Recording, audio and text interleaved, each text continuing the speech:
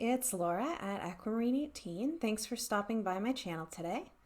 I am here with a response to the prompt for day 10 for 31 Days of Witchcraft. And 31 Days of Witchcraft is being hosted by Heather Carter. I'll leave a link in the description box below to Heather's video where she explains her thought process behind coming up with 31 Days of Witchcraft, as well as all of the prompts that we're discussing throughout the month of May. And lots of channels are participating, so don't forget to click the 31 Days of Witchcraft tag down in the video title or description, and you can find lots of other channels discussing these great topics that we have to work with. So, the prompt for day 10 is, do you follow any set rules in your personal practice, such as harm none? And of course, harm none is a reference to the Wiccan Rede.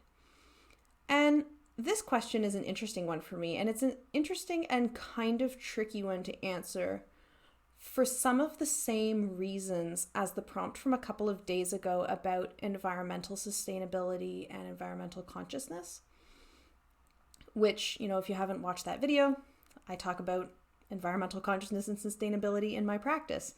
And I mentioned in that video that it's a bit tricky to think about ways that I specifically incorporate environmental consciousness into my craft practice, because I feel like it's just a part of my life and something that I try to do as much as I can, throughout all aspects of my life. So any particular ways that I incorporate that into my practice are just kind of, extensions or reflections of ways that I do that more generally, ways that I think about the environment more generally.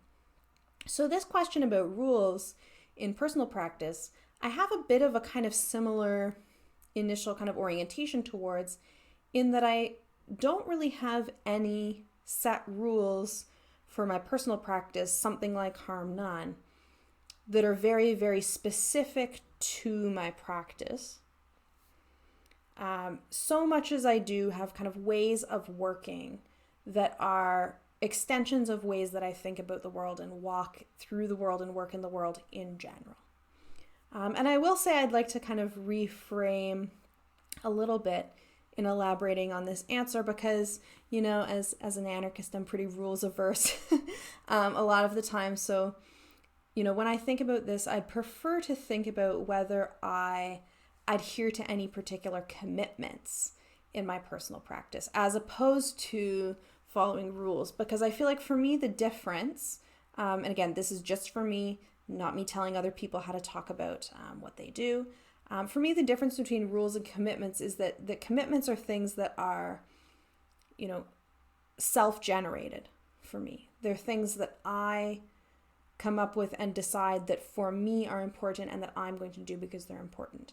Of course, I don't come up with those commitments in a vacuum. I'm influenced by all kinds of, reading and conversation and all of that.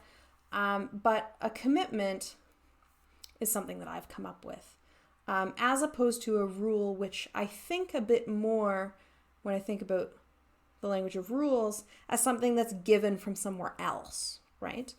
So whether that's kind of rules of an organization or even commandments in a religion, rules to live by, whether that's rules in a workplace, so on and so forth. They're not something that I've come up with personally just for me. There's something that's from another source. And so in that sense of rules, there is nothing pertaining specifically to my personal practice that I would say that I follow. I would say, though, that there are principles or commitments that I try to adhere to, or that I do adhere to in my personal practice and just in life more generally. And I feel like, thinking about it that way, it's basically asking me to elaborate my entire kind of personal set of ethics and political philosophy and life philosophy, which there isn't, the time in a YouTube video that anyone's going to watch for me to do that. So I tried to just think, before hitting record on this video, of a couple of, broad examples that I could talk about. And so one of them, again, is this, idea of environmental sustainability. To me, that's a kind of commitment in my personal practice that mirrors the kinds of commitments I have in other areas of my life. So if I'm going out to do any kind of work related to my practice, whether that's, spell work or ritual or whatever it might be, and I'm going somewhere like a park, say, I'm going to adhere to a lot of the same commitments as I would adhere to when I am camping, when I'm hiking, when I'm canoeing, which I love doing, all of those things, or kayaking, or any of those, when I'm out, in a park or in a campground or in backwoods, somewhere, I don't leave things behind. I certainly don't leave things behind that are not, very, very easily biodegradable.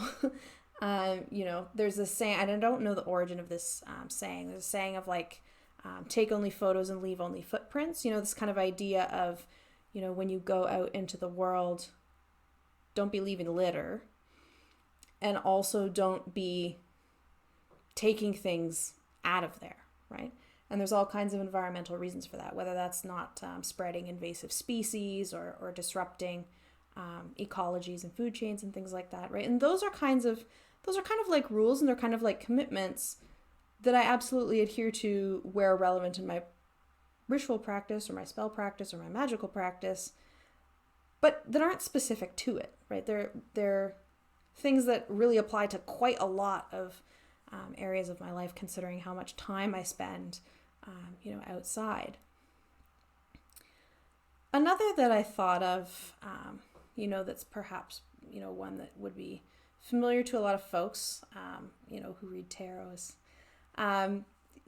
thinking about consent, and thinking about consent around things like